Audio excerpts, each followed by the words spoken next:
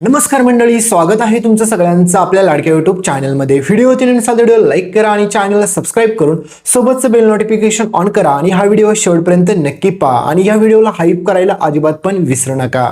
तर मित्रांनो, अखेर कमळी समोर आलं खरं सत्य। तर तिच्या आईवरती हल्ला करणाऱ्या कामिनीची कमळी करते पुढे धुलाई, तर राजन अन्नपूर्णा आजी यांच्यासमोर येतं कमळी बाबतचं खरं सत्य। तर होणार आता सर्वांची भेट। तर नक्की काय घडतं चला संपूर्ण अपडेट जाणून घेऊया, त्यासाठी व्हिडिओ शेवटपर्यंत नक्की पहा। तर तुम्ही पाहिलंच असेल मित्रांनो, फायनली आपल्या ऋषीने आता सगळ्यात मोठी युक्ती लढवलेली असते, कारण की त्याला समजलेलं असतं की कमळीच्या आईच्या जीवाला सगळ्यात मोठा धोका आहे आणि कमळीची आई जिवंत आहे हे सत्य जगाला कळता कामा नये। त्याच्यासाठी मात्र तिला आता आपल्या घरी आणणं खूप गरजेचं आहे। त्यासाठी ऋषी आता सगळ्यात मोठी युक्ती लढवतो आणि म्हणतो की आपण काही जरी झालं तरी मात्र कमळी तुझ्या आईला आमच्या घरी घेऊन जाऊया। पण कमळीचा पूर्णपणे नकार असतो, कारण की कमळी म्हणते की नयनतारा मॅडम ह्या सगळ्या गोष्टीला ॲक्सेप्ट करू शकत नाही। पण पुढे आपला ऋषी आता नयनताराला सांगतो, विनंती करतो आणि म्हणतो की कमळीसाठी जर हा प्रश्न असेल ना, तर कमळीची आई इथे येणं खूप गरजेचं आहे आणि कमळीसाठी मी कायमस्वरूपी उभा राहील। त्याच्यामुळे पुढे नयनतारा परमिशन देते आणि कमळीची आई त्या घरामध्ये एंट्री मारते। पण नयनताराच्या डोक्यात अजूनही राग गेलेला नसतो, तिच्या डोक्यात राग चालूच असतो आणि नयनतारा म्हणत असते की काही जरी झालं ना, तर ह्या कमळीची नाटकं मी अशी चालू देणार नाही। लवकरच ह्या कमळीचा पर्दाफाश मी जगासमोर करेल आणि हिचं खरं सत्य मी सगळ्यांसमोर घेऊन येईल। त्याच्यामुळे काही जरी झालं तरी मी मात्र तिला सोडू शकणार नाहीये। तर आता मित्रांनो, पुढे सगळ्यात मोठा कानीतला ट्विस्ट हाच आहे की मात्र एकीकडे नयनतारा म्हणते की ही गौरी, म्हणजेच तिला पण आता सत्य समजलेलं असतं की कमळीच्या आईचं नाव गौरी आहे। तर हिने एवढं सत्य का लपवलं असेल? आमच्या घरात साधना मावशी म्हणून काम करते, तिकडे तिचं नाव सरोज होतं, इकडे हिचं नाव गौरी, नक्की चाललंय काय? आणि ही अशी लपून छपून का राहते? ही जर मरण्याचं सत्य का नाही कोणाला कळलं पाहिजे? ही जिवंत आहे हे नाही का कळलं कोणाला पाहिजे? म्हणजेच नेमकं काय ह्यांची भानगड चालू आहे ना, हे नयनताराला समजत नसतं। तर नयनतारा म्हणते की कमळीला वाटलं असेल की ती वाचली, तिला कोणीच काय बघू शकत नाही, तिला कोणी काही पकडू शकत नाही, पण तिला म्हणाव आता तुझा खेळ संपला। कारण की ह्या सगळ्या गोष्टी आता कामिनीला सांगायचं ठरवते मात्र ही नयनतारा। म्हणजेच मित्रांनो, तुम्ही एक गोष्ट लक्षात घ्या, आपल्या ऋषीने एवढं सत्य लपून ठेवलं होतं आणि ह्या सगळ्या गोष्टी जर मात्र आता कामिनीला समजल्या तिकडे जाऊन, तर किती मोठा लोचा होऊ शकतो। कारण की ह्या कामिनीनेच हे सगळं घडवून आणलं हे अजून कोणालाच माहीत नसतं आणि कमळी आणि ऋषी त्याच गोष्टीचा शोध घेत असतात। तर पुढे मात्र ती कामिनी चक्क आता शांत न बसता आजोबांना संपवण्याचं प्लॅनिंग करत असते, कारण तिला माहिती असतं की हे म्हातारं जर बरं झालं तर माझं काही खरं नाही, कारण की माझा खेळ तर पूर्णपणे संपल्यात जमा आहे। कारण की ह्या म्हाताऱ्याला काही जरी झालं तरी बरा होता कामा नये हे म्हातारं, आणि ह्याला मला लवकरात लवकर संपवलं पाहिजे, नाहीतर हे सगळं काही खरं सत्य माझं जगासमोर घेऊन येईल।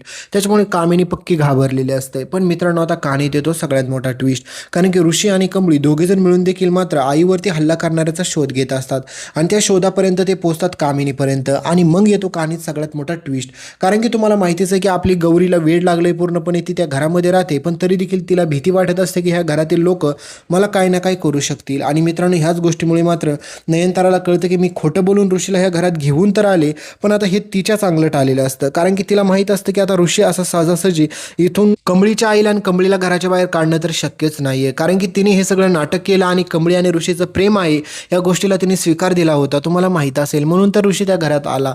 पण आता सगळ्यात मोठा कानीत ट्विस्ट येतो, कारण की मात्र तुम्हाला माहितीच आहे की नयनताराला माहीत आहे की हे ती कामिनीचं ऐकून मी सगळं काही खोटं बोलले तर खरं, पण आता ऋषी काय ह्या सगळ्या गोष्टी खऱ्या झाल्याशिवाय मानणारच नाही। कारण की कमळीसाठी जर तो एवढा सिरियस आहे तर मात्र तो काही करू शकतो हे ती नयनताराला चांगलंच कळालेलं असतं। त्याच्यामुळे नयनतारा म्हणते की काही जरी झालं तरी मला ऋषीला हे सगळं प्रकरण थांबवायला सांगितलं पाहिजे, नाहीतर असं त्या बाईला आपल्या घरात ठेवलंय, आज त्या बाईवरती हल्ला झाला उद्या आपल्यावरती होईल, म्हणून ऋषीला ती सांगत असते। पण ज्यावेळेस मात्र आता ऋषी म्हणतो की जर कमळीच्या आईवरती हल्ला झाला आणि त्याच्यानंतर आपल्यावरती हल्ला जर झाला तरी मला काही हरकत नाही, कारण की तिथे प्रश्न कमळीचा आहे आणि तिच्या आईचा पण, आणि कमळीची आई माझ्यासाठी तेवढीच महत्त्वाची जेवढी माझ्यासाठी तो महत्त्वाची आहे। म्हणजेच मित्रांनो, आता नयनतारा ठरवत असते काही जरी झालं असेल तर या प्रकरणातून बाहेर पडायचं असेल तर कामिनीला सत्य सांगितलंच पाहिजे। तर कमळी आणि ऋषी आता पुराव्यांच्या शोधामुळे कामिनीपर्यंत पोहोचतात आणि तुम्हाला माहितीच आहे की आता ही कामिनी पण शांत बसत नाही। कामिनी म्हणते की मला त्या कमळीचा काटा काढला पाहिजे, आणि दुसरीकडे मात्र तुम्हाला माहितीच आहे की मात्र ही कामिनीची मुलगी ती म्हणजे महामूर्ख ती रागिनी, ती म्हणत असते की हे सगळं त्या कमळीमुळे होतंय, कारण की कमळीमुळे ही म्हातारी आपल्या जरा आता जास्तच अति करायला लागलेली आहे। आणि त्यावेळेस मात्र कामिनी बोलता बोलता बोलून जाते आणि म्हणते की त्या म्हातारीला ती कमळी एवढी मदत करते आणि ज्यावेळेस तिला तिच्या खऱ्या नातीचं सत्य कळेल त्यावेळेस मात्र ही काय करेल। म्हणजेच त्यावेळेस मात्र कामिनीला वाटत होतं की ती सत्य लपवून ठेवील, पण सगळं सत्य आता रागिणीपर्यंत पोहोचलेलं असतं आणि ती रागिणीला कळतं की कमळीच खरी नात आहे त्या म्हातारीची.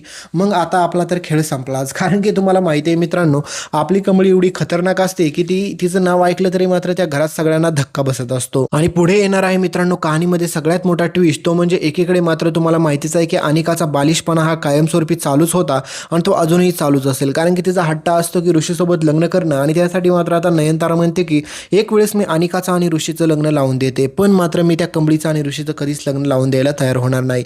पण आता ऋषीच्या बाबांना देखील आपली कमळी पसंत झालेली असते आणि ऋषीचे बाबा म्हणतात की ऋषी तुझी चॉईस तर खूप चांगली आहे, त्याच्यामुळे तो कमळीसोबतच लग्न करावं हा माझा निर्णय आहे. आणि ऋषीला बिचाऱ्या वाटत असतं की त्याच्या आईने पण ह्या सगळ्या गोष्टींना होकार दिला म्हणजे सगळं काही त्याच्या आयुष्यात आता चांगलंच होईल. पण त्या बिचाऱ्याला काय माहीत असतं की त्याची आई त्याच्यासोबत किती मोठा धोका करणार आहे. ऋषीला वाटलं पण नसेल कधी स्वप्नात की त्याची स्वतःच्या आईच त्याला फसवणार आहे ते. पण मित्रांनो आता कहाणीत सगळ्यात मोठा ट्विस्ट येतो, कारण तुम्हाला माहितीच असतं की कमळी आणि ऋषीच्या गोष्टीचा आतापर्यंत शोध घेत आहेत ना, ती गोष्ट फायनली त्यांना मिळणार असते. म्हणजेच मित्रांनो ते पोचतात आता पुराव्यांच्या निशी, ते म्हणजे कमळीच्या खऱ्या वडिलांच्या घरांपर्यंत, म्हणजेच मित्रांनो आपल्या राजांचं सत्तापर्यंत.